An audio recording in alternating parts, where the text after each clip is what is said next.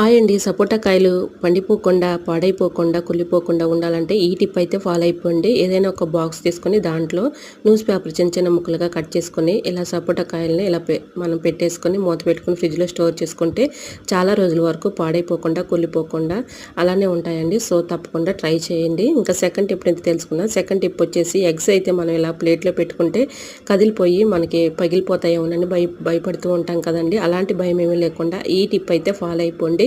ఇలా మనం ప్లేట్లో పెట్టుకునేటప్పుడు కొంచెం సాల్ట్ అయితే ఈ విధంగా వేసేసుకొని మధ్యలో ఇలా హోల్స్ చేసేసుకొని చక్కగా ఎగ్స్ పెట్టుకున్నాం అనుకోండి, ఎగ్స్ కదలకుండా చక్కగా పగిలిపోకుండా ఉంటాయండి.